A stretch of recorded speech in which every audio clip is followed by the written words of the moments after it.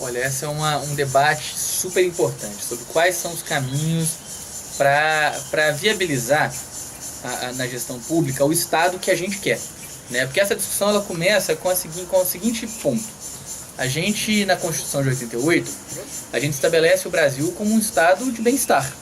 Né? A gente garante educação pública, a gente garante educação pública integral, os dois. A gente garante assistência social, garante um bando de direitos, né, que foram duramente conquistados nessa Constituição.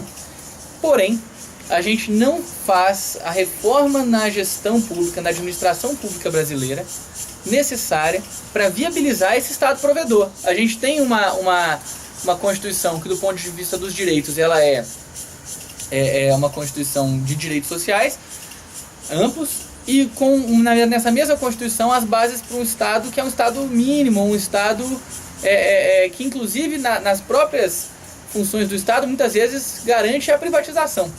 Né? A gente tem uma administração pública, por exemplo, que nas formas da administração direta são lentas, é morosa, é ineficiente muitas vezes. Né? E por outro lado, o que aconteceu ao longo dos anos 90 foi uma tentativa de adequação, então, do Estado brasileiro àqueles direitos que ele tentava garantir, mas numa lógica privatizante, uma lógica de Estado mínimo, que desonerava o Estado, desresponsabilizava o Estado pela prestação dos serviços que o Estado deveria garantir. Né? A gente tem a reforma administrativa lá, empreendida pelo Bresser Pereira no Ministério da Administração e Reforma do Estado, que estabelece a questão das OS, tudo mais, e que acabou sendo implementada essa reforma administrativa com vícios políticos tão profundos que a gente vê aí diversos grupos que acabaram sendo os grupos que se beneficiaram desse processo de reforma dos anos 90, que são grupos de interesse político, grupos, né, de interesses privados. Muitas das OS na prática não são sem fins lucrativos. Né, a maior empresa de saúde do estado de São Paulo, a SPDM, a Associação Paulista para o Desenvolvimento da Medicina, ela saiu no ranking como uma empresa, ela é uma OS, supostamente sem fins lucrativos, mas saiu no ranking de uma revista recentemente como uma das 100 empresas mais lucrativas do estado de São Paulo, do país. E a mais lucrativa do estado de São Paulo. É uma baita de uma contradição. Então, fato concreto é que nenhuma dos governos que a gente teve até o momento teve condições ou vontade para empreender uma reforma da administração pública brasileira que garanta um Estado que preserva direitos duramente conquistados pelos trabalhadores do setor público, que garante transparência e eficiência na gestão pública, garantindo os caminhos para que o Brasil possa ser, sim, esse grande Estado provedor. Né? Não existe essa discussão sobre o Estado mínimo, o Estado necessário. A gente não tem que fazer essa discussão sobre assim, a gente pode até fazer, se a gente quiser rever a Constituição, mas se a gente fosse ater à Constituição Federal, a gente já tem o Estado que a gente precisa. Está lá o Estado que a gente precisa. É um Estado que garante educação, saúde, moradia, emprego.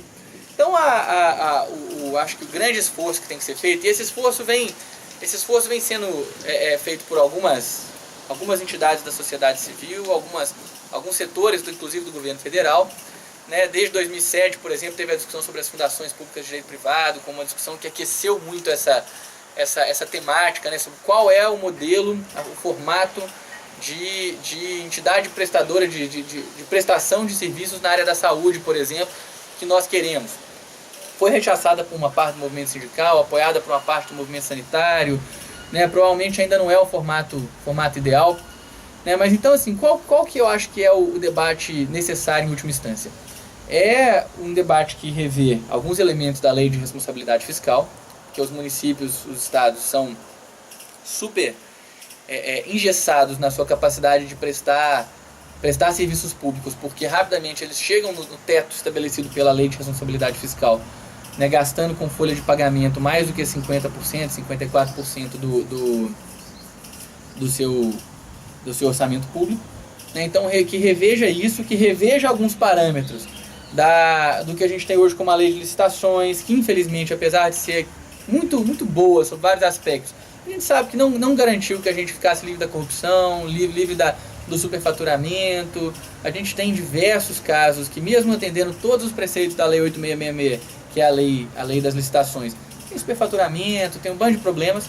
Então que a gente revisse isso e que a gente revisse como se administra mesmo o país, tentando garantir o quê? Com qual fim? Eu acho que a gente tem que partir essa discussão partindo de um norte, de um horizonte político.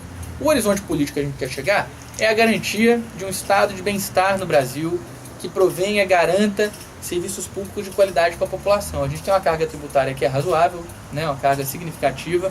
A gente sabe que essa carga pode ser melhor utilizada. Agora, com a redução dos juros que vem acontecendo, a gente acredita que já está sobrando mais dinheiro, né, nos cofres da União. A gente espera que com isso a União possa destinar mais dinheiro aos setores sociais, né, mais dinheiro à saúde, mais dinheiro à educação. Temos aí a coisa do pré-sal, que vai trazer muito recurso, então também queremos que esse dinheiro vá efetivamente para a saúde e educação. Então, com esse tanto de dinheiro, como é que nós vamos fazer? Nós vamos entregar tudo para o setor privado, porque supostamente o setor privado é o melhor gestor? A gente sabe que não é.